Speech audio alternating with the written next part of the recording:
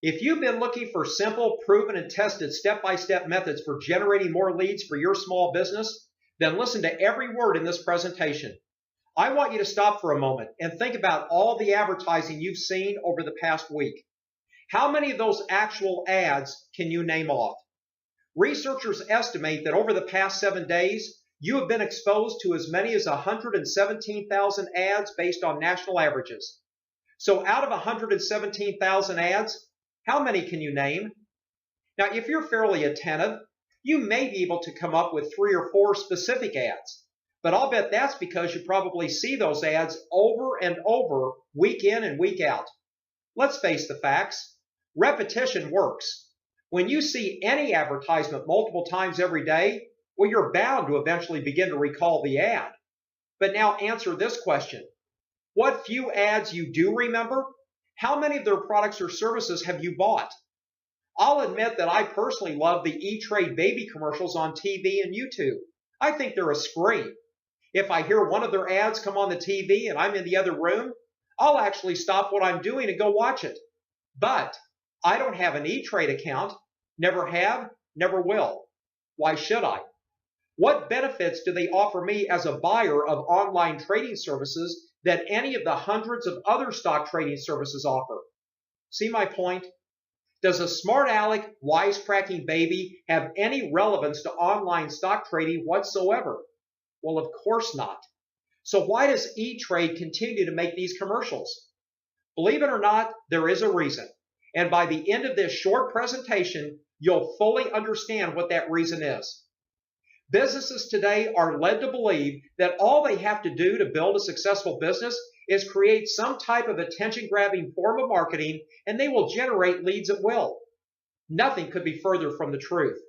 And that's just in the area of marketing. What about generating fast cash flow?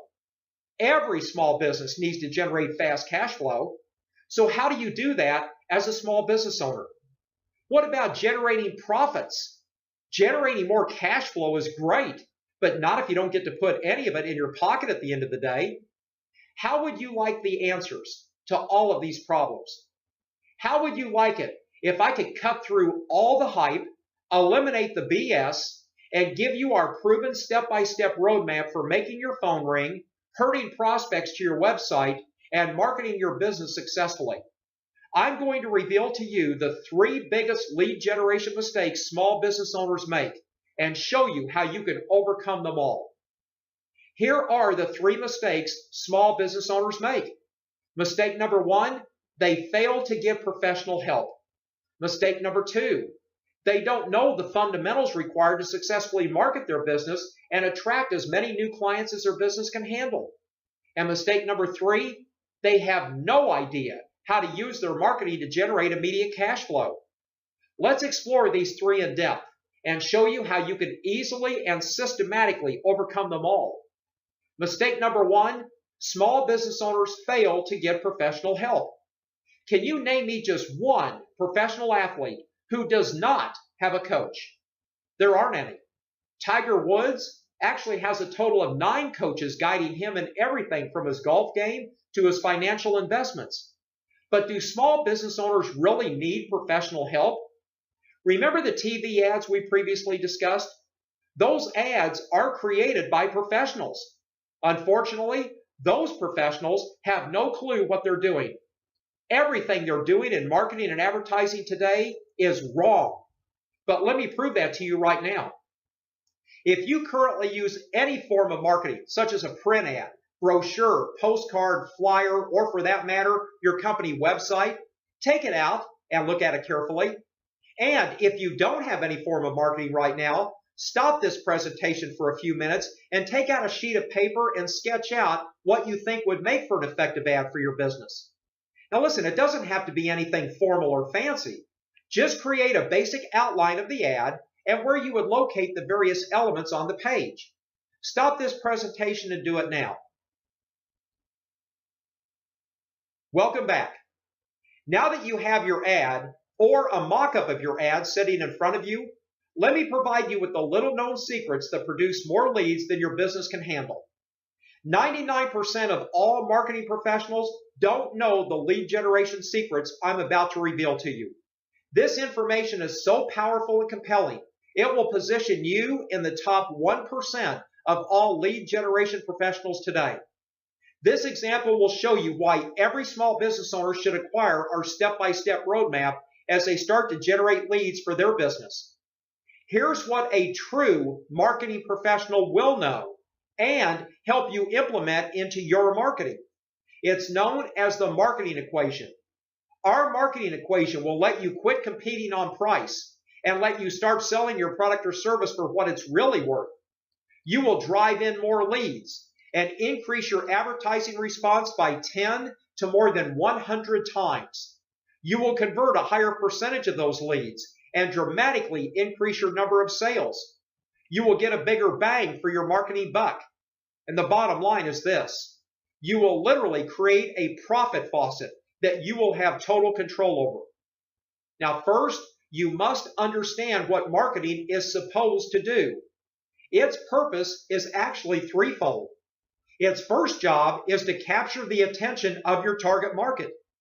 Second, it must give them the hope that reading or listening to your marketing will give them enough information to help them make the best decision possible when buying whatever you sell.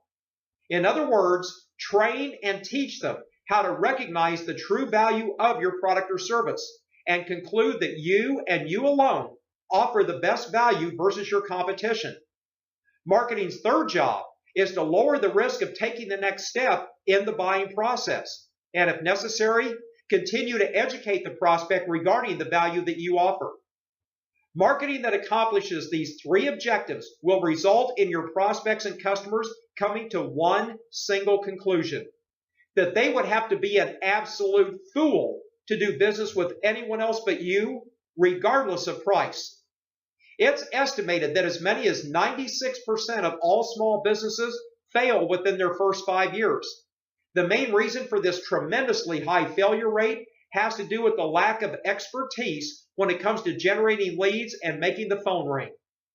Most small businesses don't know anything about those three things we just discussed that marketing is supposed to do. But there's also an additional problem to consider. Most small business owners use a tactical marketing approach instead of a strategic approach. Let me explain. Running an ad in the local newspaper, sending out an email or direct mail letter, airing a radio or TV ad on a local media station are all examples of tactical marketing. Now, don't get me wrong. The newspaper, radio, or direct mail can be successful marketing channels if your marketing message is powerful and compelling. But that's the problem. The message is the strategic side of marketing, and yet it's the most neglected. This distinction between strategic and tactical marketing is huge, and one you need to be acutely aware of anytime you start talking about generating more leads. Many companies mistakenly assume that when you talk about lead generation, you're automatically talking about tactical lead generation. Placing ads, sending out mailers, joining a networking group, attending trade shows, implementing a prospect follow-up system, and so on. They fail to realize that the strategic side of the coin, what you say in your marketing and how you say it, is almost always more important than the marketing medium where you say it. If you fail to make this distinction, then you risk becoming jaded towards certain forms of marketing and advertising that should be a part of your tactical plan, but you eliminate them from consideration because they haven't worked for you in the past.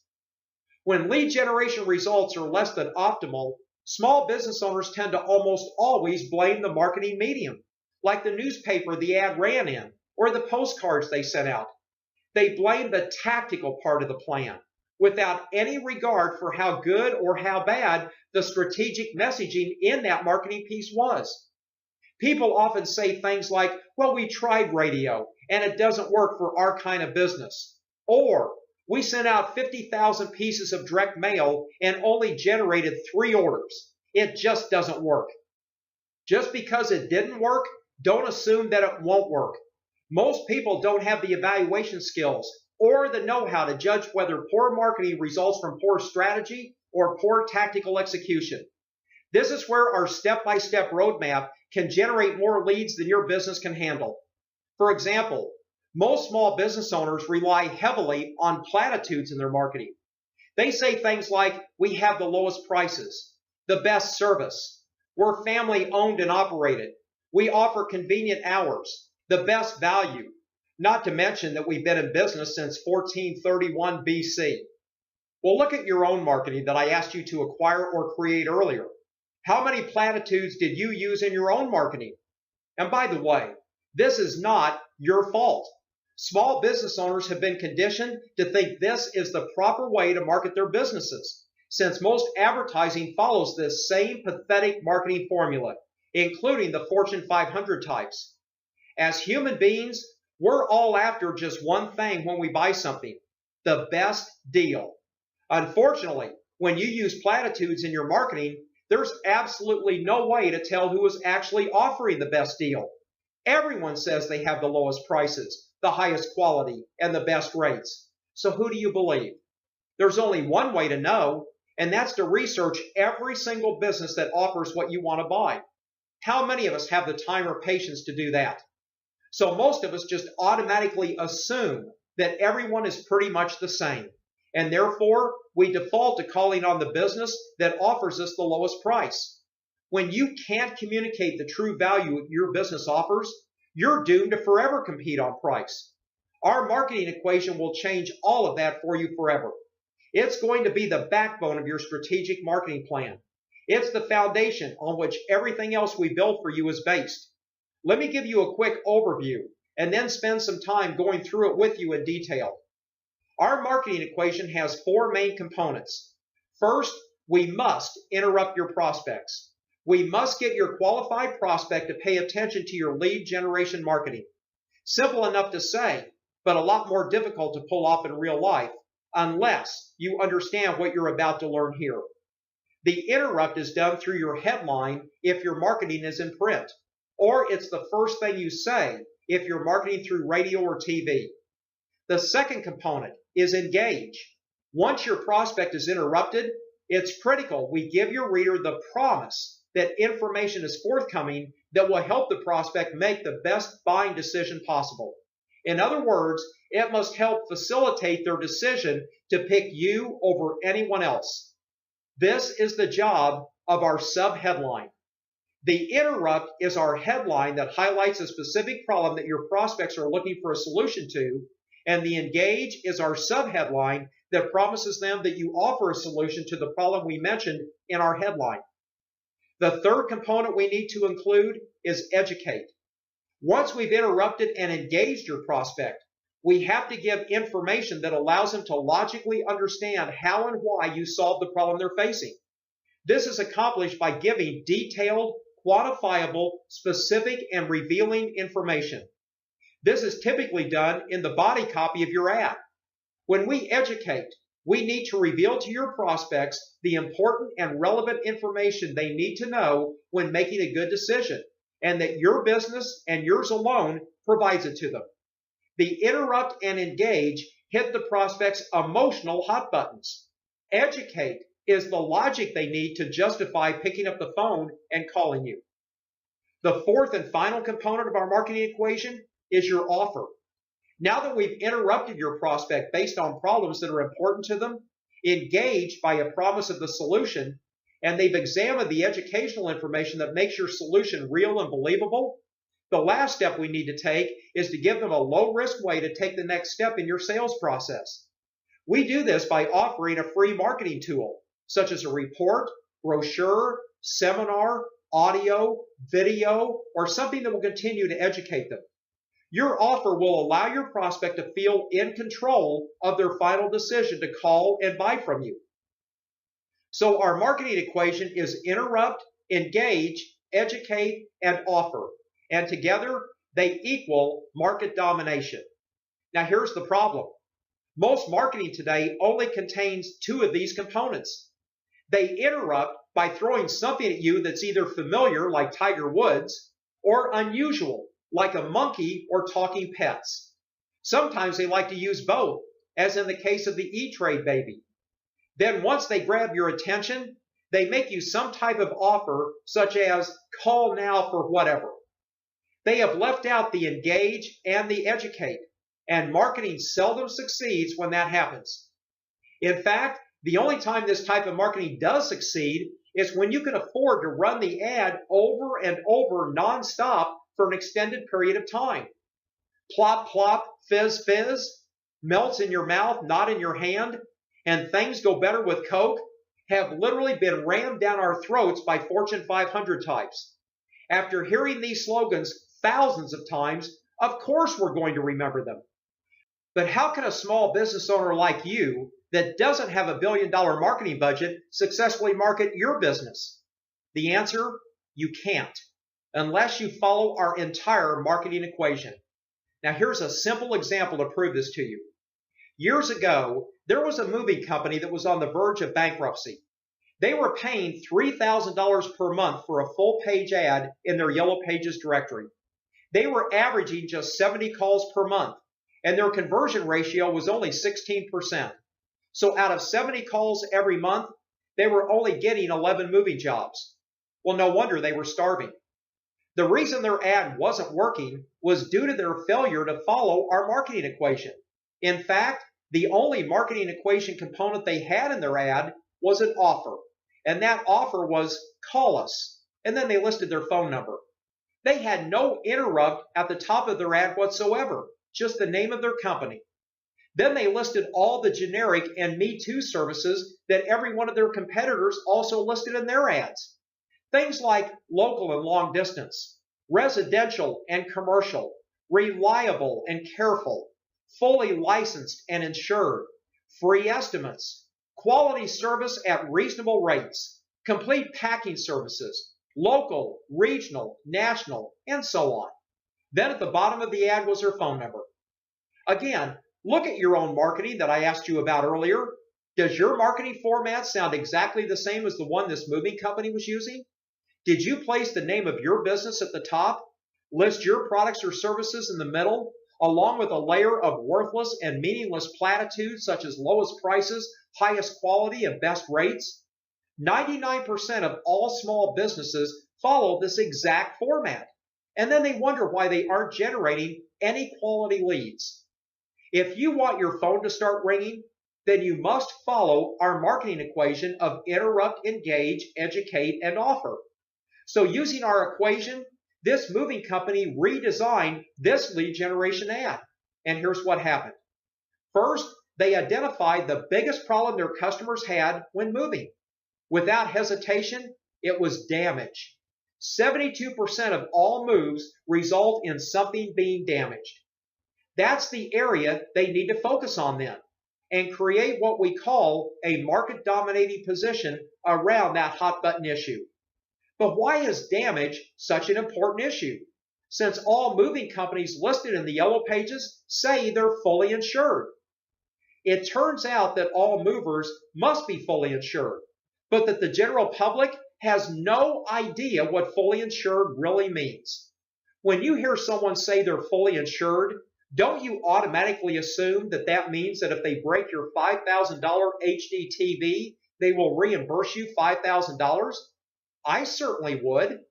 Well, it turns out that in the movie business, that isn't what fully insured means at all. Legally, a movie company can claim they fully insure their customers' belongings based on per pound of damage. The national average is 40 cents per pound. So in other words, if a mover destroys your $5,000 100-pound HD TV, they're only legally obligated to pay you $40. Unfortunately, the poor unsuspecting customer doesn't find that out until after the damage has taken place and they receive their minuscule reimbursement. But for this specific moving company, this policy was never an issue because they didn't believe in this deceptive industry practice.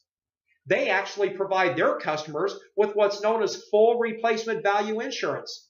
If they break your $5,000 HD TV, you're reimbursed $5,000, no questions asked. But how could they afford this much more expensive insurance? Well, it was due to their extraordinary three-step packing process that only their company offered. And thanks to this process, their actual breakage and damage totals were below 3%. And what little damage did occur typically involved a broken dish or plate, relatively minor items that had little to no replacement costs and certainly no sentimental value that would create an emotional situation with their customers. Their unique packing process allowed them to carry a $5,000 insurance deductible, and their premiums for this superior insurance were actually lower than their competitors paid for the inferior and deceptive insurance. Their three-step packing process, coupled with their superior full replacement value insurance coverage, became their market-dominating position. All that's left is to position that information in their ad and follow our marketing equation. So let's first create a headline for the top of their Yellow Page ad that interrupts.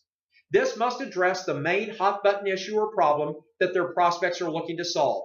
In this case, damage. So the headline should say something like this. Last year, more than 4,000 damage and negligent lawsuits were filed against moving companies by outraged homeowners. Think that headline will grab the attention of prospective movers? You bet. But let's not stop there. Next, let's engage the prospect by promising them a solution to the problem we referenced in the headline. In this case, damage prevention. What do you think of this subheadline? Ask any mover these two questions to ensure you won't be victimized or ripped off by deceptive industry practices. Now, when a prospect reads this subheadline, do you think they will want to immediately find out what those two questions are? Of course they will. Now let's educate them by providing them with two questions that the prospect can ask any mover that they choose to contact. What about these two questions? Do you follow a minimum three-step packing process for every item you place in your truck? And second, do you carry full replacement value insurance? We already know that their competition's answer to both of these questions is no, since this mover had previously surveyed all of them. This ad educates prospects on the realities of what actually takes place in the moving industry and highlights this moving company's market-dominating position that makes them the obvious choice to do business with. Their offer was a free moving company comparison checklist that highlights the survey they did, showing the prospect that they were the only moving company in town that offered all of these desired benefits. This will make them the no-brainer choice in the moving industry, and the results they generated from this new Yellow Page ad sealed the deal. Instead of averaging just 70 calls per month, their new ad averaged 955 calls per month. Instead of a 16% conversion rate, their rate jumped to 68%. Their new ad generated so many new clients asking for their services, they had to partner with 4 of their competitors to handle the increased volume. And listen to this. Those 4 competitors bought this company out 9 months later for $2.3 million. All of this from simply changing the strategic message in their Yellow Page ad and without spending an extra cent. This is why every small business needs to seek out our professional help. But finding professional help is often frustrating and at times a crapshoot at best. That's why I wanted to teach you our marketing equation of interrupt, engage, educate, and offer.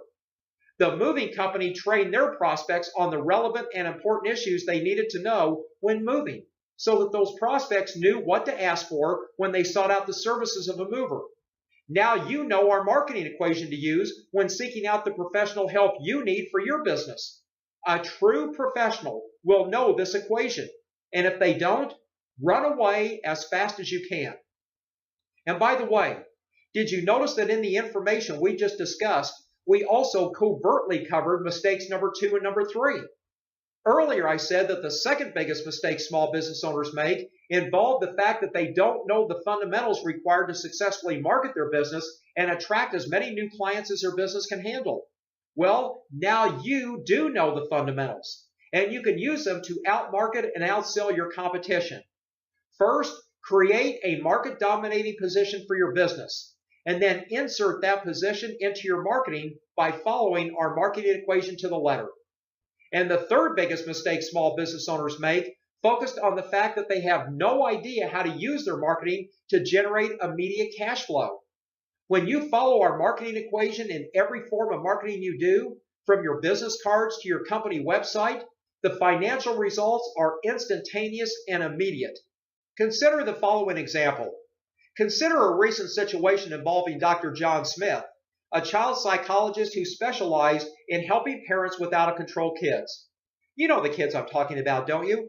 The ones at the store that are yelling, screaming, throwing a tantrum, and completely out of control. These kids range in age from 6 years old up to teenagers. Dr. Smith's original website had all of the classic mistakes that are typical in small business today. He had the name of his practice at the top of his site. The only thing even resembling what you might call a headline said, "Parenting advice and resources from Dr. John Smith." Does that headline really appeal to a parent who is dealing with a screaming, out-of-control kid? Would that headline hit their emotional hot button? Do they really care anything at all right now about advice and resources? Or are his prospects looking for a solution to their problem? Remember, you must always start your marketing with an interrupting headline that's focused on the problem your prospects are experiencing. Then you must have a subheadline that engages the prospect by promising them that there's a solution to that problem. Remember our first two marketing equation components, interrupt and engage. That's the job of the headline and subheadline. And this applies to every form of marketing, including websites. Dr. Smith's website headline, "Parenting advice and resources from Dr. John Smith," does not address the problem his frustrated parents are experiencing with their child. And to make matters worse, his website has no subheadline whatsoever. So there is no way for him to engage his prospects to keep them interested. In fact, it's doubtful that any prospect visiting his site will stay here more than a few seconds. The latest research shows that the typical prospect visiting a website remains on the site for just 3 to 5 seconds. If during that brief period of time they don't find something that looks like it will provide them with a solution to their problem, they're gone for good. The third component of our marketing equation says to educate the prospect. This simply means that you must educate them with what it is that makes your product or service so much better than your competition. On a website, this is done with either body copy or, in Dr. Smith's case, by video. Just make it short and sweet when it's the first point of contact. You can then offer much more information once you have them compelled to want to know more about what you do. And the final component of our marketing equation is your offer. A low risk, or better yet, no risk offer gets them to take a specific action, such as request more information, take a test drive, register for a free 30-day trial, an educational presentation, or similar offer. The key here is to make the offer so compelling that it's literally irresistible to the prospect. In fact, you want them to be thinking to themselves that they would have to be an absolute fool to not take your offer. Dr. Smith's offer was a white paper titled "The Secret for Parents," a special report on how you can learn the secrets of nurturing well-behaved children. Well, here's the problem. His prospects don't have well-behaved children. They have one that's screaming, yelling, cursing, belligerent, back-talking, and completely out of control. Nurturing a well-behaved child is not the solution they're looking for. Getting their kid under control right now is what they're looking for. Can you see why Dr. Smith's website failed him in every area? This site wasn't building his business. It wasn't helping him generate leads, attract new clients, or generate additional revenue for his practice. It simply doesn't follow our marketing equation. So Dr. Smith changed his website so it did follow our proven step-by-step roadmap. He placed a headline at the top of his site that said, "Are you sick and tired of the yelling, screaming, and belligerent attitude of your child?" Would you say that headline hits the major hot button for virtually every prospective parent that comes to this site? Do you think that these prospects, the moment they read this headline, will immediately think to themselves that they have just come to the right place where they can find a solution to their problem? In other words, did this headline just interrupt Dr. Smith's prospects? Of course it did. Now let's engage those prospects by promising them a solution in the subheadline. It says, now you can discover the secrets to controlling your child and instantly restore peace and quiet in your home. Isn't that what his prospects want and will do almost anything to get? Absolutely. See how the headline and subheadline work closely together to interrupt and engage every single prospect who comes to this site? And now that they're engaged, the video can spend 1 to 3 minutes reinforcing the fact that our good doctor has the solution they so desperately seek, and his offer has been changed so it's not only more relevant to the prospect situation, but so compelling it's virtually irresistible. The offer says, learn the secrets to gaining and maintaining complete control of your child in less than 60 seconds. Show me just one prospective parent visiting this site that won't download that report. They all will. And when they do, Dr. Smith captures their contact information so he can continue to keep his prospects informed until they're ready to buy his services. This revised site exploded Dr. Smith's business to unprecedented levels. And best of all, our marketing equation can work for your business as well, producing immediate results. So to quickly recap, the 3 biggest lead generation mistakes small businesses make are: number 1, they fail to get professional help. Number 2, they don't know the fundamentals required to successfully market their business and attract as many new clients as their business can handle. And number 3, they have no idea how to use their marketing to generate immediate cash flow. Our marketing equation contains the fundamental components for instantly making your phone ring and positioning your business as the dominant force in your market. It provides the marketing foundation that will enable you to generate immediate cash flow. And small businesses can use this information as a minimum standard when seeking out professional help for their business. When you can overcome these 3 biggest lead generation mistakes, you will generate all the leads your business can handle. In fact, let us prove that to you. We're going to send you 4 short videos over the next 7 days that are specifically designed to help you generate more leads and produce a significant amount of new cash flow for your business. And we'll do it without you spending a cent on marketing or advertising. These 4 short videos will help you begin to outthink, outmarket, and outsell your competition. Good luck. Everything you've ever learned about generating leads and growing your business is wrong. Everything you've ever heard, everything you've ever tried, and everything you've ever done, it's all wrong. What I want to do in this short presentation is teach you a system for marketing your business to a point where it becomes instantly obvious to your prospects that they would be an idiot to do business with anyone other than you at any time, anywhere, or at any price. For example, let's say you're a chiropractor and you've just spent more than $10,000 on radio advertising. You spent an entire weekend with an audio crew in your office interviewing your staff, explaining your facility, and getting the entire production just right for prime time over the airwaves. And after all that work, effort, and expense, you ran the ad for several weeks. Your phone only rang 15 times, and those ads resulted in producing just one single patient at $1,900.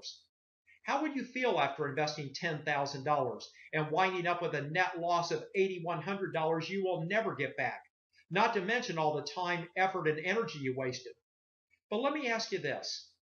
What if you could take just $1,300 of that marketing budget and just by changing what your radio ad says, instead of getting just 15 calls resulting in only 1 sale, you could generate 137 calls. Close 37 of those calls into brand new paying patients, each worth an average of $2,500, and you pocket a cool $92,500 for your trouble. That's what's called getting more results, making more money for the same time, the same money, and the same effort spent. What if we could systematically do this for you? Let me show you how to leverage what you're already doing and how you too can get those exact same results for your business just by changing the way you do all of your marketing and advertising. And I'm not talking about radical changes, just simple, common sense changes that enable you to exponentially leverage your marketing results. That $10,000 marketing budget the chiropractor was spending remained the same whether they were getting 15 calls or 137 calls. And I'm going to share with you exactly how you can accomplish these same results with your marketing and in the process, dominate your entire industry. In this short presentation, I'm going to teach you how to achieve massive leverage with your marketing, meaning simply that you'll make more money for the same time, the same money, and the same effort you're expending right now. Why will this enable you to dominate your local market? Simple. Most businesses simply don't know how to do this. They don't understand the tremendous untapped potential that lies within their marketing. Most businesses today spend some money on marketing and advertising and then decide that whatever results they get from that marketing is probably about as good as it's going to get. They realize that their results can fluctuate up and down, but they never imagine that results like the chiropractor, where they got 137 calls instead of 15, is even remotely possible. I'm here to tell you point blank that nothing could be further from the truth. The marketing system I'm going to teach you today is based on unchanging principles of human nature that dictate that people always want to make the best buying decision possible. And therefore, marketing's job, your job, is not to yak incessantly about how great you are or how low your prices are. Your job is to position your prospective buyers so they have total control over the decision-making process, based on them having enough quantity and quality of information to determine that they're receiving the most value for the price they pay. The system I'm going to teach you is truly a breakthrough in marketing and advertising, yet it's simple and easy to understand. We have thousands of client successes to prove that this works literally every time it's implemented properly, regardless of what business or industry you're in. I'm going to introduce you to some very common sense principles of marketing that you'll be able to instantly validate and embrace. Principles that will give you a clear vision of what your marketing is supposed to look like, and just as importantly, what it's not supposed to look like. I want to show you the fundamental formulas and strategies to not only make your marketing work better, but to enable you to create what we call competition crushing marketing. I want you to see how powerful all of this is, allow you to comprehend what the possibilities are for your business, and what a significant advantage you'll hold over your competitors when you implement it. So let's get started. There are two main components to any marketing plan: strategic marketing and tactical marketing. Strategic marketing is the content of your message. It's what you say and how you say it, including the concepts that you choose to focus on, the words and images you use to communicate those concepts, and the tone in which the message is delivered. Tactical marketing, on the other hand, has to do with the execution of the strategic marketing, such as placing ads, building a website, attending trade shows, and things like that. If I ask a business owner about their marketing plan, the answer almost always comes back in terms of tactical marketing. They send direct mail, run radio ads, create a website, those kinds of things. But the key to effective marketing is to master the strategic side, not the tactical. What you say in your marketing and how you say it are almost always more important than the marketing medium where you say it. Now, both are important, of course, but the real leverage is in the messaging itself, and that's the strategic side of marketing. In fact, when a marketing campaign bombs, the tendency is almost always to blame the marketing medium, like the TV or radio station, which is the tactical part of the plan, without any regard to how good or bad the strategy behind that marketing piece was. During this presentation, you'll learn how to say things in a way that will make a profound difference in your marketing results. This system has been successfully implemented in over 400 different industries, including business coaches, social media consultants, contractors, business brokers, accountants, financial companies, retail stores, real estate companies, home builders, restaurants, software companies, doctors, dentists, remodelers, internet companies, manufacturing companies, and anything and everything else you can think of. We've even used it to help a $10 per hour dog walker build his business to over $500,000. Our revolutionary new lead generation system works with all sizes of businesses, from startups clear up to Fortune 500 companies. But our true passion lies in working with small businesses averaging $2 million in revenue and below. This system will let you finally quit competing on price and start selling your product or service for what you're really worth. You'll drive in more leads and often see an increase in your advertising response by 2 to more than 100 times. You'll also convert a higher percentage of those leads and make your salespeople into superstars. You'll increase the amount of your average sale, and your list of clients that pay, stay, and refer will increase significantly. In short, you'll get a bigger bang for your marketing buck. But maybe best of all, you will finally have total control over your marketing and lead generation results. So let me ask you one simple question. What is the actual purpose of marketing? I mean, what is marketing really supposed to do?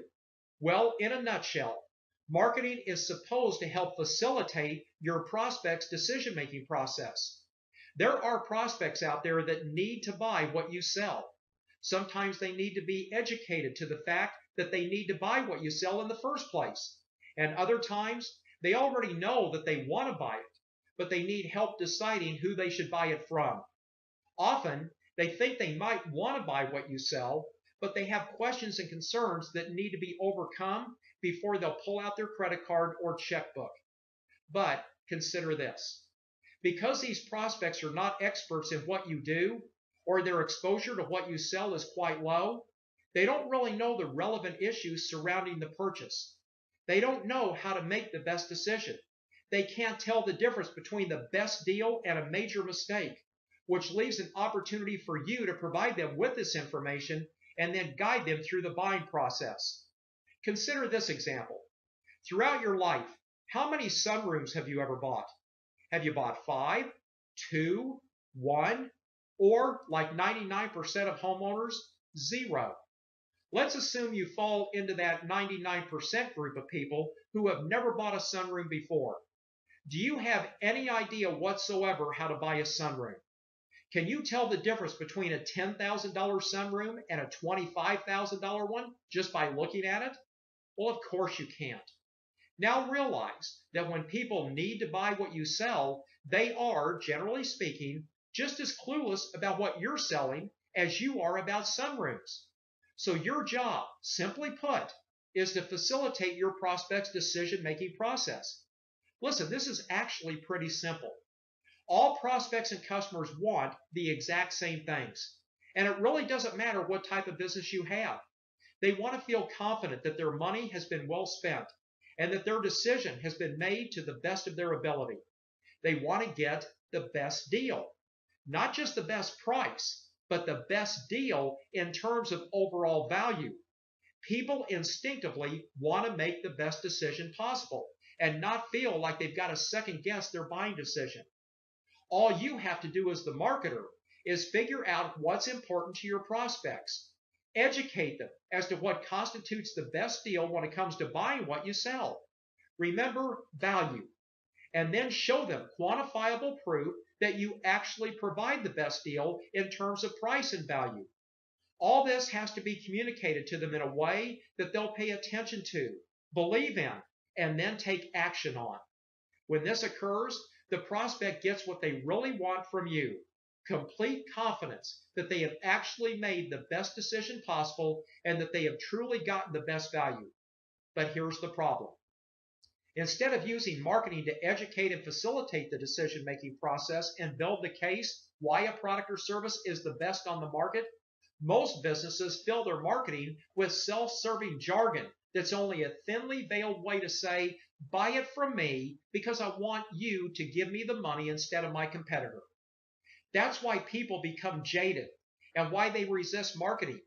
They tend to either dismiss your entire marketing message or worse, they become skeptical and stop paying attention to the message altogether. Prospective buyers want and need to be educated so that they can feel confident when making their purchase decision, and no one's providing it. But here's the good news. The first one who does provide prospects with this information wins all the most profitable customers available.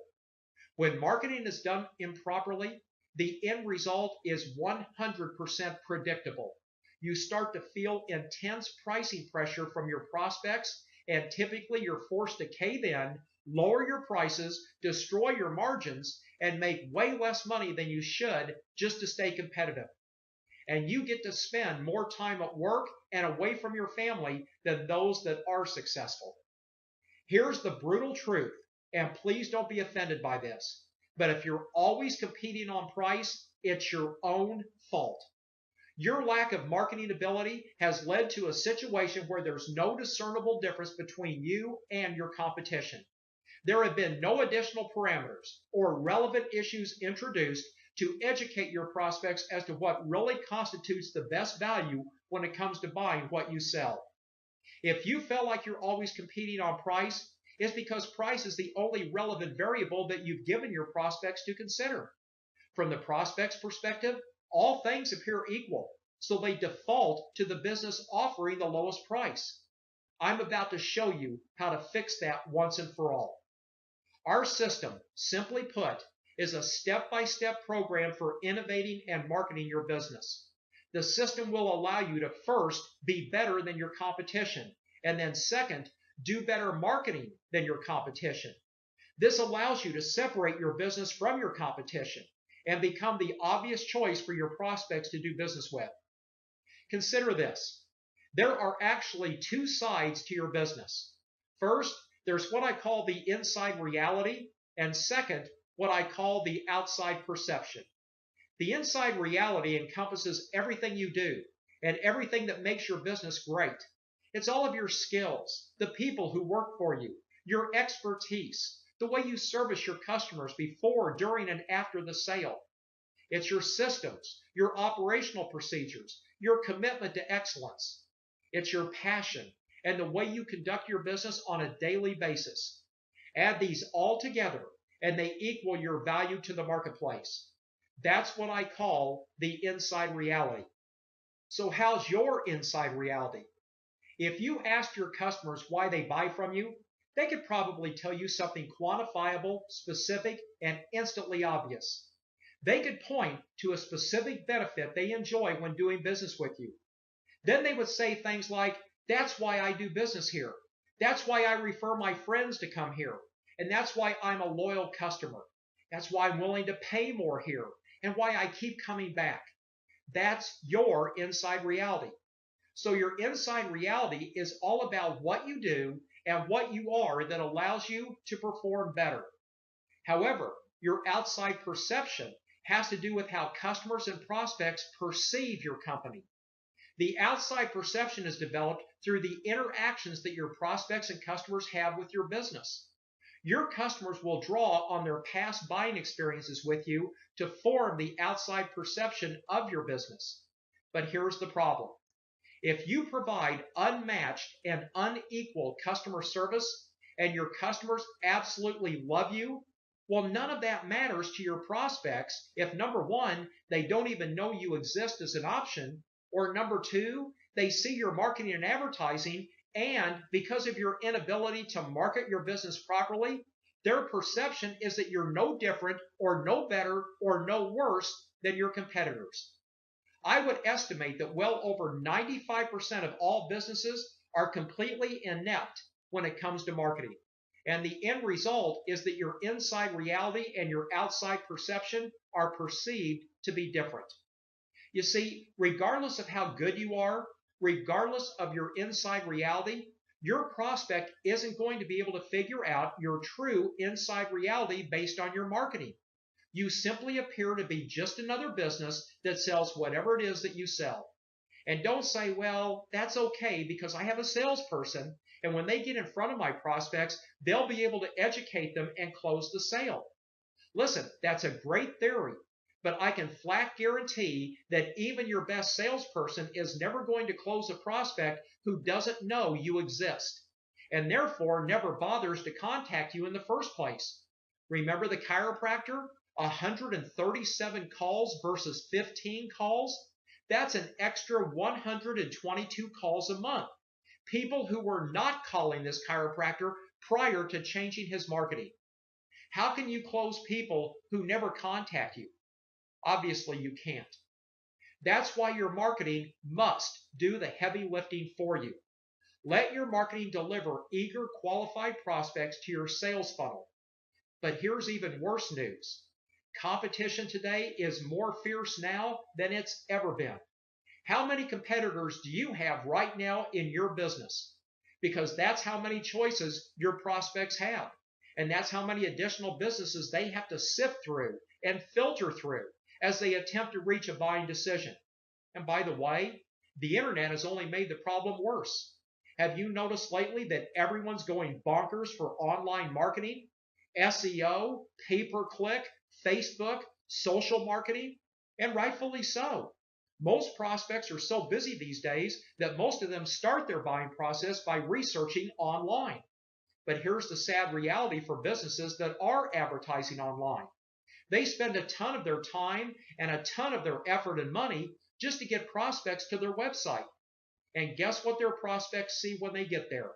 The same old lame junk like service, quality, and dependability that they saw in their lame brochure before the internet was invented, as well as the same lame junk that all their competitors have on their websites. These businesses then curse their high bounce rate, and they try to figure out how to get better qualified traffic to visit their site. The reality is that they're probably already getting enough qualified traffic to their site, but they fail to realize that it's their lame website that's not converting their prospects that's the real problem. Everyone looks at the internet as the end-all be-all to all of their marketing problems. But the reality is that the internet is just another medium to screw up your marketing with bland messages that do nothing to facilitate the decision-making process of your prospects. Yes, the internet is an important tool in your marketing arsenal, but you need to have a great website. And that means you better fix your strategic messaging that I've been talking about, or you're going to fail. You know, there's an old saying that goes like this. If you want to know why Jane Doe buys what Jane Doe buys, you've got to see the world through Jane Doe's eyes. But the problem is that while most businesses are very good at knowing what Jane Doe wants, because they aren't communication experts, they don't have the ability to communicate through their advertising and marketing their inside reality to the outside world. They can't lead their prospects to say, I would be an idiot to do business with anyone other than you at any time, anywhere, or at any price. We've been successfully generating leads for business owners now for more than 20 years. And it's been my experience that most businesses could stand some improvement in both their inside reality and their outside perception. But for some reason, they struggle the most with their outside perception.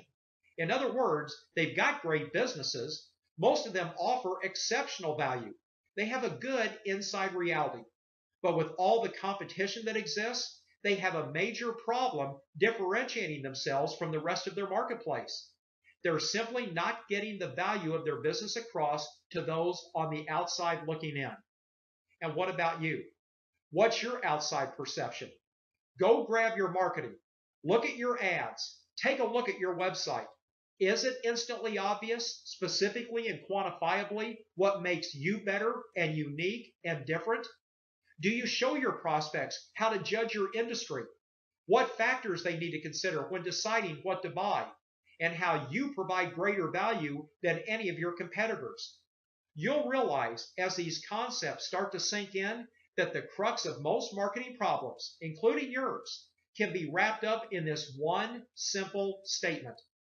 Most businesses' outside perception is not an accurate reflection of their inside reality. So I'm going to show you why this is happening and what you can do to fix this for your business forever. I told you at the beginning of this presentation that everything you know about generating leads and growing your business is wrong. Let me clarify what that statement means based on what we've discussed so far. Everything you currently know about marketing does not effectively allow you to accurately and succinctly portray your inside reality to the outside world. This is a product of decades of being conditioned to do marketing the wrong way. In the very early days of advertising, and I'm talking the late 1800s and early 1900s, much of the advertising that existed back then was comparative in nature. Ads wouldn't just say, hey, we're better. They'd say, we're better, and here's exactly why, based on this and that. On average, they did a pretty good job of building a case and helping prospective buyers understand the important issues in regards to their particular product or service. The result was that the outside perception was generally a pretty good reflection of the company's inside reality. Then, the most significant event in the history of marketing and advertising occurred in 1945. Television was commercially introduced for the first time. Up until then, total national distribution of an advertising message was extremely limited to radio, print advertising in a few magazines, and maybe the Sears catalog. But with the introduction of TV, large advertisers could buy a TV commercial and reach just about every living person in the country for $4,000 a minute, usually sold in 1 or 2 minute blocks. What a bargain, even in 1950s money. But back then, there were only 3 channels, so demand quickly outstripped the supply of commercials, and prices shot through the roof. Well, in response to the rising cost, the length of commercials shrank down from 2 minutes to 30 seconds. Now, this meant that advertisers had less time to educate us to the important and relevant issues and build a case as to why they were different or better or unique. So instead of attempting to use shorter ads that highlighted their comparative benefits, advertisers changed tactics and started using slogans. That change made it harder and harder for the company's outside perception to accurately reflect its inside reality. But remember that marketing's first job is simply to get the prospect's attention. Even running just 30-second ads, getting attention was still not a problem for these advertisers. But then what? That's right. After you grab the prospect's attention, you must next facilitate their decision-making process. Companies and their ad agencies found that this was a lot harder to do in only 30 seconds. But they also found out that they really didn't need to do it, because the number of real competitors, that is, the number of competitors that could actually afford to advertise on TV and run ads against their ads, was wonderfully few. They could spend a ton of money running 30-second ads and win by default. Now, if there happened to be 2 or 3 major competitors jockeying for the same prospects, like Pepsi and Coke, well, that was fine, because there was plenty of business to divide 2 or 3 ways. The bottom line is that a company's inside reality and outside perception didn't really have to match up. The lack of a substantial number of choices eliminated this necessity. So the focus for all marketing and advertising shifted to simply getting the prospect's attention. Well, that's when advertising lost its penchant for selling and instead shifted its focus to creativity. The idea now was to get in the customer's brain with something creative that would stimulate them and cause them to recall the product later on when they needed it. That's when slogans became the de facto marketing standard that is still in use today. 15 minutes can save you 15% or more on car insurance. Breakfast of Champions. Home of the Whopper. How about this one? Is it live or is it? That's right, Memorex. How did you know that? That commercial hasn't run since the 1970s. This new creative approach took over advertising as we know it, and it soon began to filter into all other advertising media, including radio, Google AdWords, newspaper, magazines, billboards, yellow pages, website, you name it. Once this new creative message was in place, the big companies opened up their checkbooks, spent lots of money, and basically gave people no other option but to remember their message. And after hearing things go better with Coke for the 8,000th time, you're going to remember it whether you want to or not. We call this C&R advertising. C for creativity and R for repetition. Create an ad that is unusual, weird, shocking, funny, emotional, and so on. Spend $1 billion running that ad about 1 million times and then haul your dough down to the bank. We call this the era of the brand builders. And in the late 1950s, 60s, and even into the 70s, it was a no-brainer formula for market dominance for the companies with the financial wherewithal to pull this off. And that's when it happened. Ad agencies started running this formula for all of their other clients, even the ones that were smaller and did not have deep pockets. Business schools started teaching marketing and advertising based on these methods that were being successfully implemented by the largest companies in the world and churning out graduates who only knew one way to do marketing. Brand builder marketing and advertising became the de facto standard for how you do it. And after a few years, no one even questioned the formula. Which brings us to the crux of the problem. All of us alive today, with no exceptions, grew up in an era where almost all of the advertising you've ever seen or heard is a product of the era of the brand builders. Over time, we've all become conditioned as to what constitutes a good advertisement. We learned the fundamental pattern for what to put into a commercial. We learned about slogans and jingles and being funny. We learned that in marketing and advertising, the outside perception no longer has to reflect the inside reality.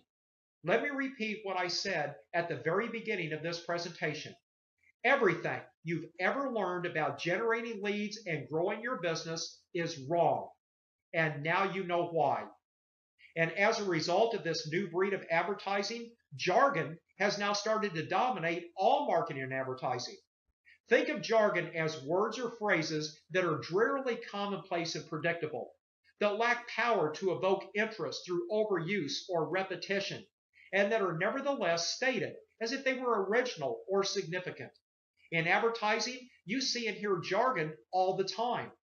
Since businesses only have 30 seconds to try to convey what makes them special, they lump everything into jargon, such as largest selection, most professional, lowest prices, highest quality, best service, fastest, most convenient, largest in the state, more honest, we're the experts, we specialize, works harder, gets the job done right the first time, and been in business for 4,000 years.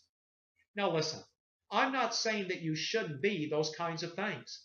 Those actually make up the foundation you want to build your business on and your inside reality on. But consider this. If my marketing says that I offer high quality and great service, isn't that drearily commonplace and predictable? Doesn't it lack power to evoke interest through overuse or repetition? Isn't it nevertheless stated as though it were original and significant? Does my inside reality, what really makes me good at what I do, does that really shine through? Can you tell specifically what makes me valuable to the marketplace when I say highest quality or best service? See, you simply can't describe, demonstrate, exhibit, reveal, or display your inside reality using jargon. It's impossible. And unfortunately, the end result is an outside perception that you're no different than anyone else. There's absolutely no distinction, no separation, and no differentiation. None. You just flat out can't make your inside reality and outside perception match up when you use jargon like this. In fact, let me give you several ways you can easily and quickly evaluate your own marketing to see if you're getting caught up in the jargon trap. Jargon evaluation number one is what we call, well, I would hope so. When you make a claim, don't think about it in terms of the words coming out of your mouth. Think about it in terms of the words entering your prospect's ears. This will enable you to realize just how absurd most jargon sounds. Look at the messaging in your marketing and then ask yourself if the prospect's immediate response might be, well, I would hope so. Let me give you an example. I recently saw a TV ad for a remodeling company. Throughout the ad, they continuously emphasized the fact that their work was of the highest quality. It was fairly priced, and they guaranteed 100% satisfaction. Well, I would hope so. Would you hire any remodeler who didn't provide all of those as a standard part of their service? Of course not. This is all jargon. drearily commonplace, lacks power to evoke interest through overuse or repetition. How about this one from a consulting company? Our training leads to change. We increase the productivity, performance, and profit of your company. Well, I would hope so. Does anyone hire a consultant for any other reason than to do those things? Most ads today are nothing more than a jargon fest. Does this jargon tell you anything about these companies' inside reality? What else would you expect them to say? Everyone's always going to say wonderful things about their company if they can get away with it. The problem is that if your company has an exceptional inside reality and you're using the same jargon as everyone else, then the outside perception is that you're all the same. And that's when prospects default to the company offering the lowest price. Price now becomes the only determining factor. When you use this simple evaluation, just ask yourself openly and honestly why anyone would choose you over your competition. Then evaluate your answer against the, well, I would hope so evaluation. And finally, check out all of your advertising and marketing materials, including your website. Do they pass the, well, I would hope so evaluation? Or are they all chock full of jargon? If they fail, then you need to make changes. Let me provide you with a second evaluation technique. It's called Who Else Can Say That? This is similar to the first evaluation technique, and it's also a product of the era of the brand builders. Pay very close attention to this one. Stop thinking in terms of who else can do what you do. Instead, think in terms of who else can say what you say. Because the answer, unfortunately, is usually anybody and everybody can say what you say. I know of a kitchen remodeler that ran by far the most impressive remodeling company in his community. Every member of his crew had at least 15 years of remodeling experience. They were all certified subcontractors. They had won multiple industry awards. They were the only kitchen remodeling company that provided not only a full satisfaction guarantee, but also a 10-year material and labor warranty on everything they did. They left the job site every night cleaner than when they first arrived. They also guaranteed they could remodel any kitchen in no more than 5 days, half the time of their competitors. This, of course, meant far less disruption and inconvenience to the homeowner. In short, their inside reality was literally second to none. But they had a huge marketing problem. Their marketing looked virtually identical to all of their far less worthy competitors. Their marketing said things like certified subcontractors, guaranteed satisfaction, and then a long laundry list of the work they performed, such as new cabinets installed, complete kitchen remodeling, and so on. Oh, and get this, they accept Visa and MasterCard. Well, I would hope so. But then ask this question. Who else can say that? When the owner of this remodeling company was asked that very question, he got really defensive. He said, there's no other remodeler that can begin to match the work we do. Our subcontractors are far and away the best there is. No one, and I mean no one, can say what we say. Now, understandably, this contractor was extremely passionate and protective when it came to the superior company he had worked so long and hard to develop over the years. So finally, to try to get the point across to him, he was asked to pull up the websites of his 5 biggest competitors and see what all of them were saying on their home page. Let's just say that his jaw hung open for about 2 minutes straight before he finally pointed to the screen and said, "Oh my gosh, look at this other company's website. I know this guy. He's terrible. But his site says the exact same thing as mine. In fact, I think he copied my site word for word." He looked at the other remodelers and saw that all of their websites were virtually identical to his. So remember, it's not who can do what you do. It's who can say what you say. And if your marketing is full of jargon, then sadly, that answer is all of your competitors can. Let me give you one final jargon detection technique. It's called the scratch out write-in test. Take a look at your brochure, advertisement, or website. Now, scratch out your name and write in your competitor's name. That's it. If the marketing is still valid, if the website still conveys the same basic message, if there wouldn't need to be any additional changes, then guess what? You just failed this test. This evaluation can be very revealing. Most businesses discover that they run fairly high on the jargon meter. You may find that your inside reality, excellent as it may be, is nowhere to be found in your marketing messaging. It's all but lost in a sea of jargon and completely invisible to your prospects. Listen, is this making sense to you? Is it evident that this might be a problem for you now and a tremendous competitive advantage if you could figure out how to fix this for your own business? So let me show you how to fix this. Let me explain how you can follow a very simple process we call the conversion equation. And when you do, you will eliminate jargon forever. I'm going to show you how to become a communications powerhouse. Make your outside perception become an excellent reflection of your inside reality, and finally begin to get the results from your marketing that you should be getting. The conversion equation has four main components.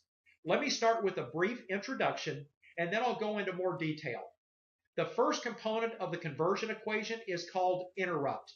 This is simply the process of getting qualified prospects to pay attention to your marketing. This is often accomplished by affecting the prospect emotionally. Sounds simple enough, doesn't it? Unfortunately, it's a lot more difficult to pull this off in real life, unless you understand what you're about to learn here. The second component is engage.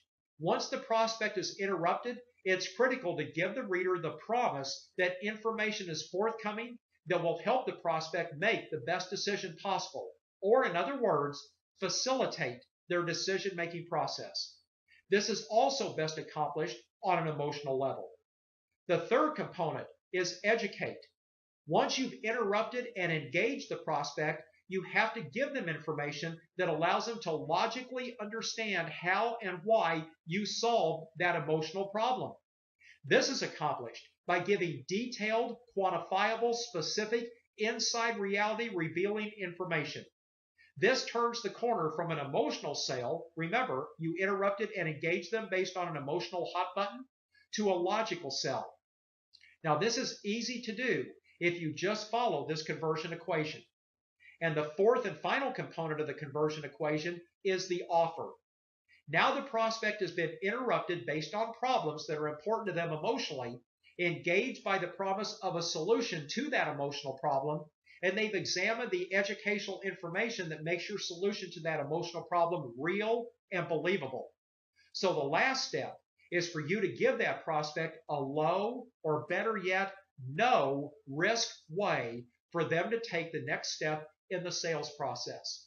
Now, this can be accomplished by offering a free marketing tool, such as a report, brochure, seminar, audio, video, or something similar that educates them even more, so the prospect feels in complete control of the decision-making process. This conversion equation follows the formula for what marketing is supposed to do in the first place. In fact, at this point, we can simply say that marketing's job is to interrupt, engage, educate, and offer. Now, remember earlier, we discussed that if you want to know why Jane Doe buys what Jane Doe buys, you've got to see the world through Jane Doe's eyes, right? Well, I would submit to you that if you want to know what Jane Doe sees, you better first understand how Jane Doe's brain works, how it processes information and makes decisions. To understand this process, there are three major concepts that I need to teach you. Three concepts that no one else in the world of marketing understands, but three concepts that will make all the difference in the world in your marketing's effectiveness, and more importantly, in your company's profitability. The three things you need to know about Jane Doe's brain are downtime, uptime, and the reticular activation system, also known as the reticular activator. Let's begin by discussing that first concept called downtime.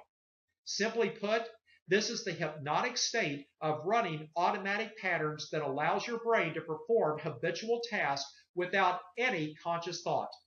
You do this all the time. For instance, have you ever driven to work and when you got there, you don't remember making the trip? That's downtime. This occurs because driving to work is an habitual pattern that you run so frequently that you don't have to consciously think about it. Have you ever stepped out of the shower and couldn't remember if you shampooed your hair or not? Your brain performs all of these daily routine functions with no conscious thought. Now, here's what downtime means in marketing terms. People see and hear ads with their eyes and ears, but they don't notice them on a conscious level. If you open a newspaper, you'll be looking at maybe 70% ads and only 30% bona fide news articles. But because the ads are only seen on a downtime level, 9.9 times out of 10, you won't consciously notice them at all. All you consciously see is the news, which is what you were there for in the first place. The second concept is what's known as uptime. This is the brain's state of alertness or active engagement. It's like when you're driving on the freeway in a heavy thunderstorm, your hands firmly gripped on the wheel at the 10 and 2 o'clock positions, and your pupils are as big as saucers. You're sensitive and responsive to everything around you. You're in uptime when you're watching a horror movie and you hear the music building to a crescendo in anticipation of something scary happening. You can think of uptime as your brain going on alert mode. But here's what uptime means when it comes to your marketing. When your prospect is in uptime mode, they consciously notice your ad or marketing piece, and they're open to your suggestions and solutions. Something captures their attention and compels them to keep paying attention. The key to marketing is to get your prospect out of downtime and into uptime. We want to shake them out of their natural subconscious haze, where they never see your ad or marketing piece, and into uptime, where they are fully conscious and aware of what you're trying to communicate to them. Once you understand how to do this, you'll have the ability to make a fortune with your marketing. But to completely grasp this model, you've got to learn the third major component or concept about how Jane Doe's brain works, which is called the reticular activator. The reticular activator is the part of your brain that's on the lookout 24 hours a day, 7 days a week, even when you're asleep. It constantly scans the environment looking for things that fall into any of these three categories. Things that are familiar, things that are unusual, and things that are problematic. When the brain detects any of these three categories on a subconscious level, it sends a message over to the conscious side of the brain and says, hey, wake up. There's something here you need to pay attention to. And by the way, whatever those familiar, unusual, or problematic things are, we call them activators. In short, your brain on a subconscious level is constantly on the lookout for activators. It's searching for things that are familiar, things that are unusual, or things that are problematic. In other words, things that demand a conscious response. Whenever it finds one, it pokes your conscious brain and snaps it out of downtime sleep mode and into uptime alert mode. Let me give you an example of the raw power of your own reticular activator. And please don't get mad at me for what I'm about to do to you. But I'm going to permanently embed this example directly into your reticular activation system. And I guarantee that you will remember this for the remainder of your life on this planet. Seriously. So here we go. I'm certain that at some point over just the past several weeks, you've glimpsed a FedEx truck making its deliveries. FedEx has been in business since June 18th, 1971.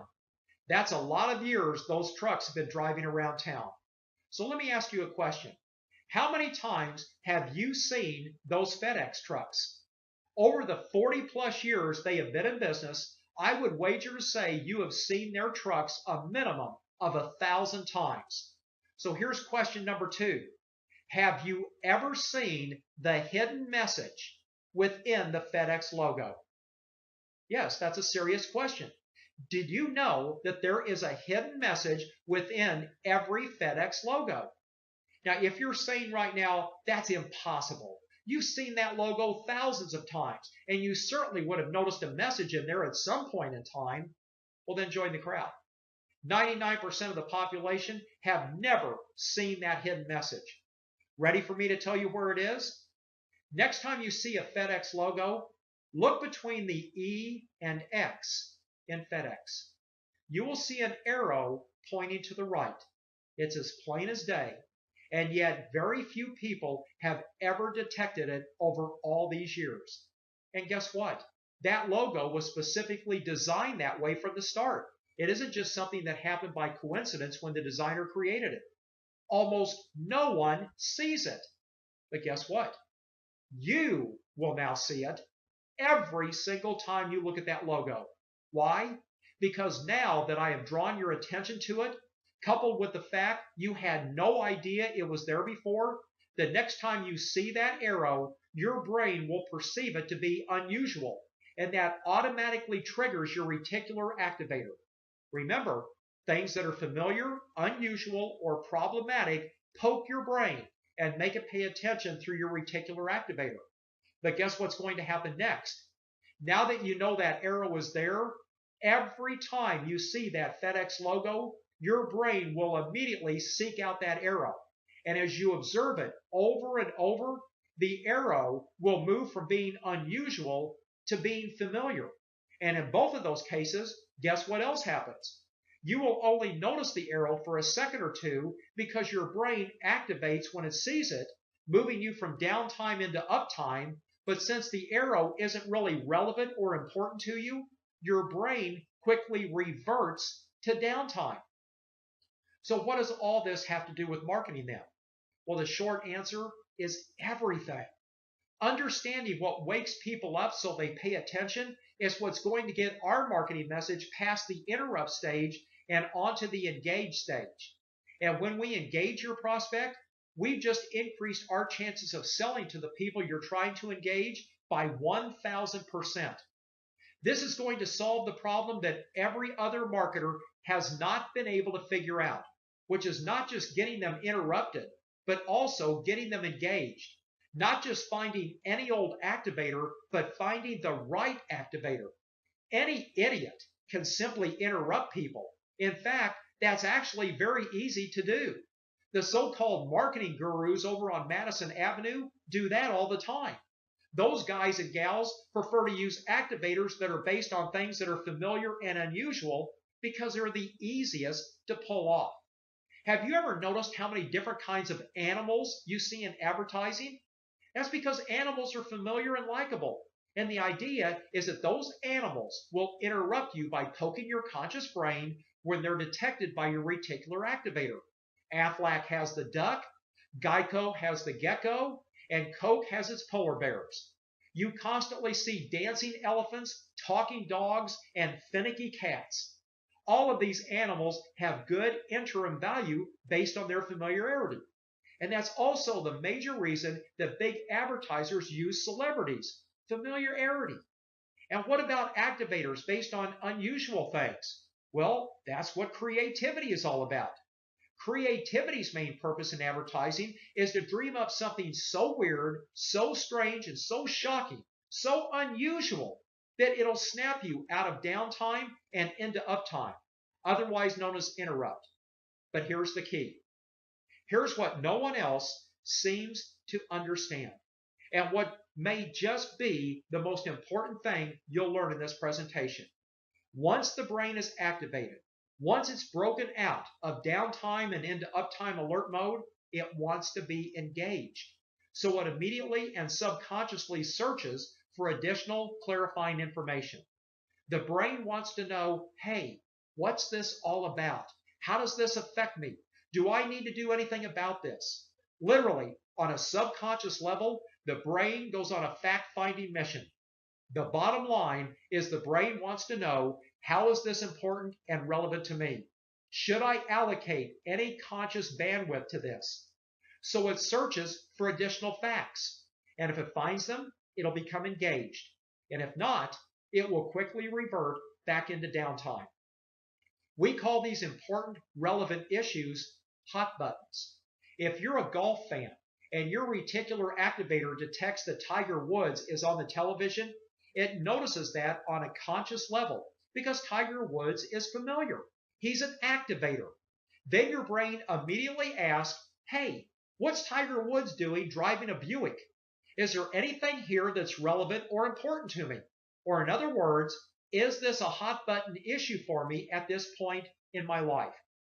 Now, what typically happens is your brain determines that Buick is not important or relevant to you. It doesn't do anything to solve any of your problems, and therefore, it's not a hot button.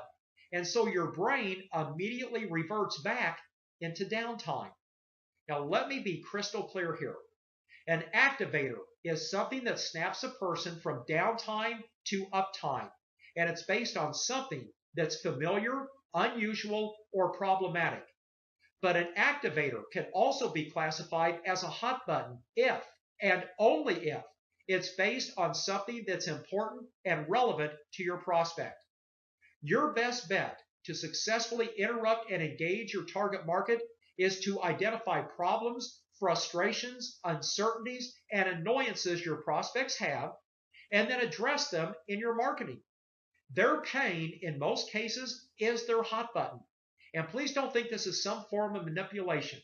All we're doing here is tapping into the problems that your prospects already have. We're not trying to manufacture a crisis for them.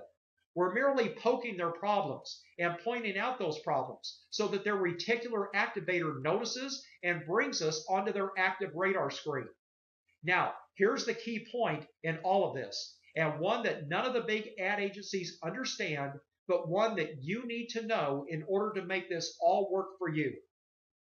The activators that are used to interrupt the prospect must be based on a relevant hot button.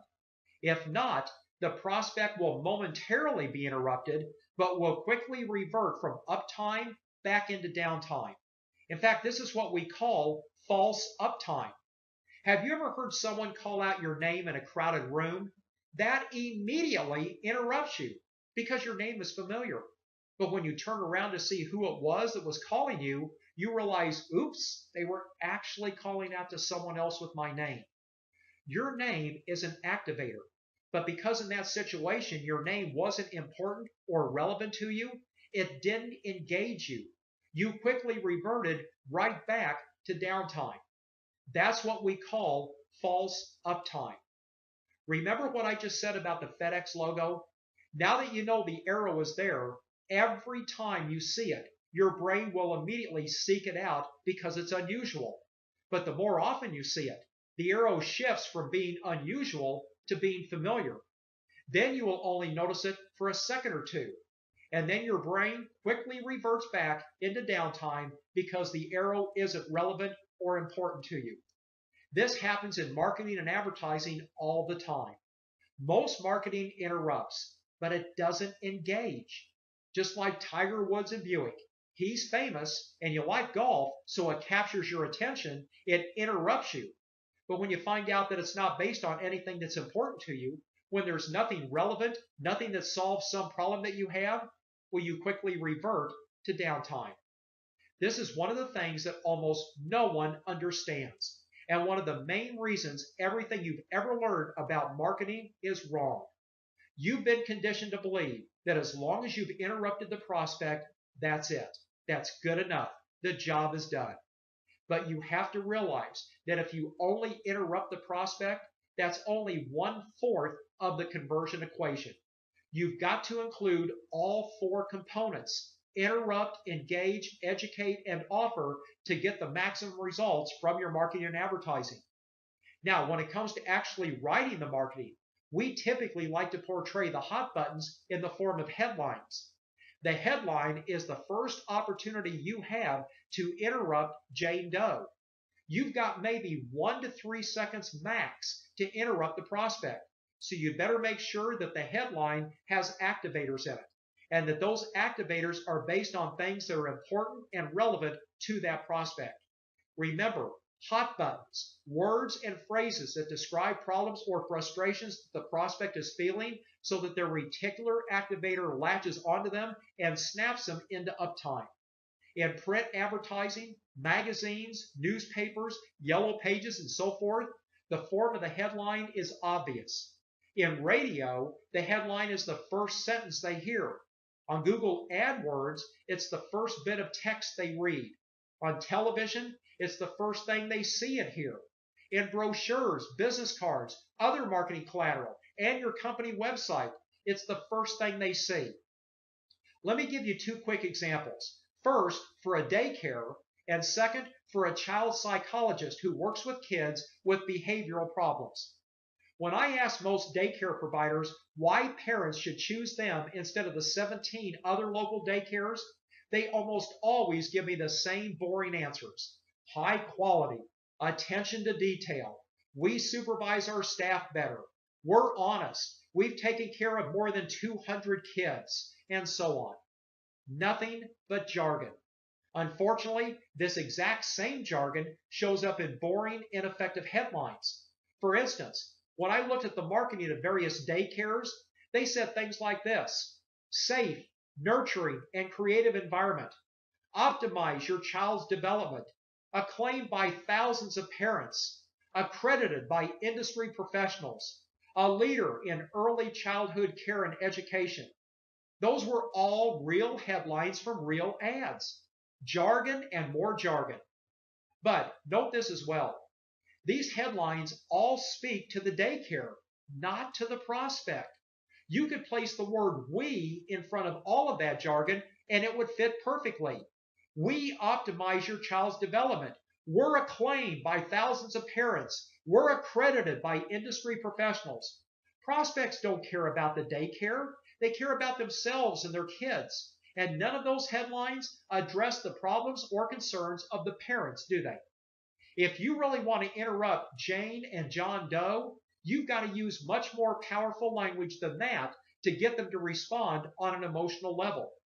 Now, how about this headline to effectively communicate the concept of a safe, nurturing, and creative environment? Ever felt like your daycare treated your child like a number instead of a little person? Or how about this one?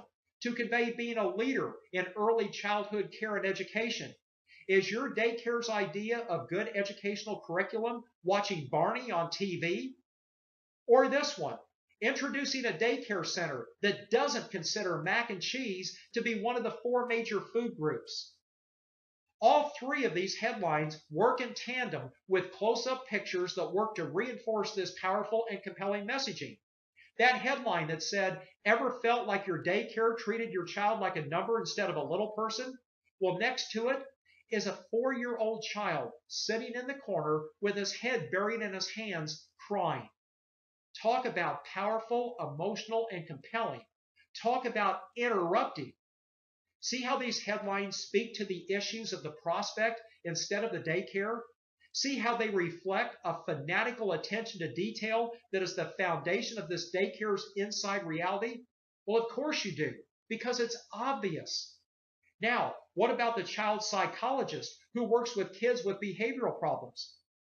Most of these types of professionals say things like, well, we offer parenting advice and resources. We can help get your child under control. Learn the secrets of well-behaved children. As a parent with an out-of-control child, why would I want to know the secrets to well-behaved children? See what I mean when I say that no one is getting it? That everything you know about marketing is wrong? If you have a child that embarrasses you in public, that is basically uncontrollable and unmanageable, then aren't you desperate for a solution for that behavior? So what if the child psychologist used this headline? Are you sick and tired of the yelling, screaming, and belligerent attitude of your child? Doesn't that immediately address the conversation going on in the heads of these parents? Won't that headline immediately interrupt them and knock them out of downtime and into uptime? Well, of course it will. Consider the example of a moving company. Most movers ads and websites have headlines that say something brilliant like moving.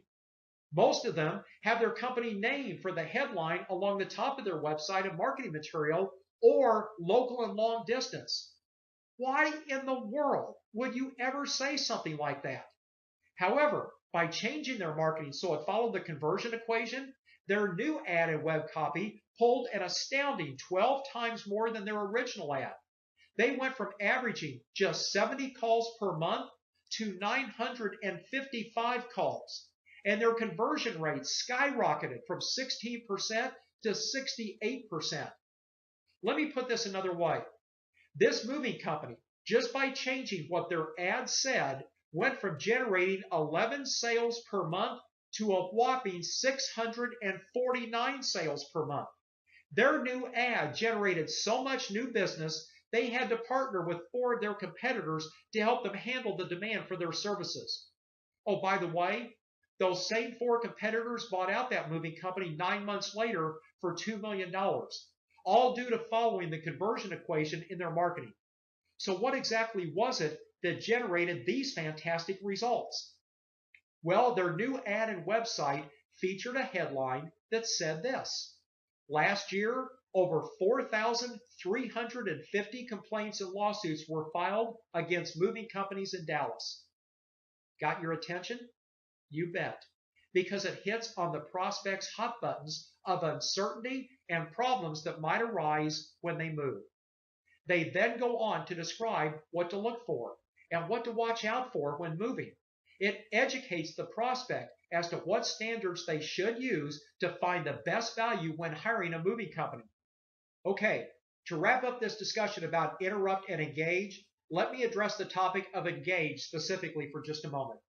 To successfully engage, all you have to do is use a headline or a subheadline that promises the reader that if they will keep reading or listening to the ad, that they will get information that will facilitate their making the best decision possible.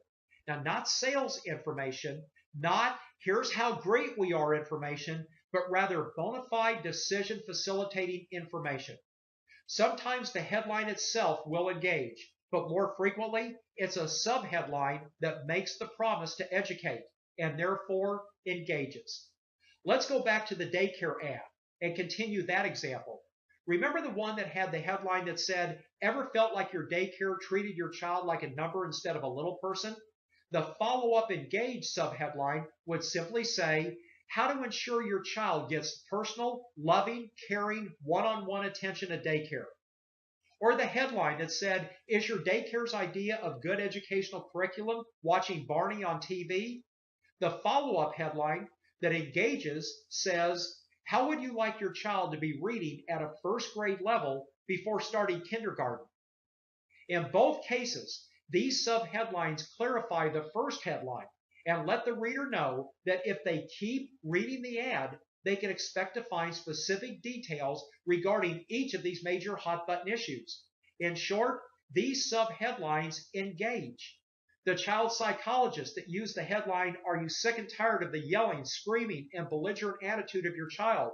His subheadline said this: "Well, now you can discover the secrets to controlling your child and instantly restore peace and quiet in your home." Show me just one parent experiencing this sort of behavior from their own child who would not immediately respond to this ad. The moving company. Remember, they had the headline, "Last year, over 4,350 complaints and lawsuits were filed against moving companies in Dallas." It had a subheadline that read as follows: "Ask these 15 questions to make sure that your moving company's policies, procedures, and standards will protect you from an unpleasant moving experience." So what do you think you might find if you decide to keep reading the rest of this ad or website? That's right. 15 things to be aware of and to look for when choosing a mover. The subheadline engages the reader to continue reading to find out the decision facilitating information. And that brings us to the third and fourth components of the conversion equation: educate and offer. I mentioned earlier in this presentation that every marketing piece should contain a risk-lowering offer to encourage the prospect to take the next step. And that offer should generally be to receive additional information, or in other words, to further educate the prospect and to build your case. Now here's the real key to success in marketing. The right offer allows you to capture a large percentage of all future buyers in addition to those looking to buy right now. There's an educational process that the prospect goes through from the moment they begin thinking about buying your product or service to the point where they actually complete the purchase. Most marketing only caters to those now buyers who will be making a purchase decision in the very near future and does nothing or very little to educate those who are just thinking about it right now, but who might buy later. Well, here's the problem with that. At any given moment, the number of prospects who are ready to buy right now represent no more than 1 to 5% of all those who are ultimately going to buy what you sell. You've got 95 to 99% of your prospects who are in the thinking about it and gathering information mode. But when they're attempting to gather information, you don't give it to them. This is where the fourth component of the conversion equation becomes absolutely huge. Your offer gives you the opportunity to provide additional educational information to the gathering information mode prospects, and in the process, capture valuable information about who these people are so that you can proactively market to them on an ongoing basis. This allows you to take total control of your target market. The daycare that we've been talking about makes a perfect example of this. How many of the parents that see that ad for daycare, remember the one that says, ever felt like your daycare treated your child like a number instead of a little person? Or the one that said, is your daycare's idea of good educational curriculum watching Barney on TV? Remember those? How many of those readers do you think are ready and waiting to relocate their kid from their current daycare to this daycare, and were relieved to see this ad so they could finally make the switch? My guess, maybe 1% maximum are now buyers. But because the headline, subheadline, and images are so powerful, because they do such a good job of interrupting and engaging, a lot more parents who are not ready to buy right now this minute are going to see those ads, pay attention, and be interested. These powerful ads could easily compel as many as 10, 15, or even 25% of the parents who read these ads to seriously contemplate changing daycare services. But if the ad's only offer is the typical one that most daycares put in their ads, call for a free consultation, then none of those future buyers are going to call. Well, why would they? If you're not ready to make a change, why on earth would you call now for a free consultation? Well, you wouldn't. Furthermore, the ad itself is relatively limited in size. The daycare can't possibly cram their entire case with all of its associated evidence right there in the ad. It just won't fit. This is why we would recommend that the daycare provide what we call an informational offer. What if they offered everyone who calls a free report titled 10 Things Your Daycare May Not Tell You? This report uncovers the 10 critical areas all parents must know and investigate before they place their kids with anyone offering daycare services. This revealing report compares the 17 most popular area daycares against each other in all 10 of these areas, saving the parents their time, effort, and energy when making that all-important decision as to who will watch their child. But here's the really neat part about having this type of offer. When the parents do call in or go online to request the free report, the daycare can now capture that prospect's contact information and proactively market to them from now until forever. Then the daycare could set up what we call a drip campaign to consistently and repetitiously follow up with these interested parents and keep providing them with additional decision-making information until they finally become ready to buy. Depending on what you sell and the specific situation, there are actually 8 different types of informational offers that we create and offer your prospects. And if we want to dominate your marketplace, we've got to get your offers right as well. Hopefully, this is all coming together for you now. Interrupt, engage, educate, and offer make up the conversion equation. And that equation is literally the backbone of all the incredibly successful marketing campaigns that we've ever put together. So let's go ahead and wrap this up. You can probably tell from the depth of information in this presentation that we have a bona fide step-by-step system that helps business owners just like you become financially free using superior marketing that makes your phone ring. Remember earlier, I said that our system works for big Fortune 500 kinds of companies? Well, our passion doesn't lie with helping huge, soulless corporations. Our passion is for you, the small business owner, who has to scrape, fight, and battle every day just to earn a living. I'm offering our system to you as a way to reach the ultimate pinnacle of life, financial freedom for you and your family, along with the ability to do whatever you want with your time and money. After all, you more than likely started your business because you have a true passion yourself for what you do. But when your marketing is ineffective, owning your own business can become no more than working a poorly paying job. Compelling and successful marketing can provide you with the financial freedom to pursue your real, true ambitions in life. I believe that everybody has a cause that can be more fully pursued and supported when you're financially independent. Let us help you reach that goal. We have the tools, resources, and support to help you accomplish this in record time. All we ask is that you give us a chance to show you how effective our marketing can be for your company. We promise you won't be disappointed. Thanks for investing your time with us during this presentation.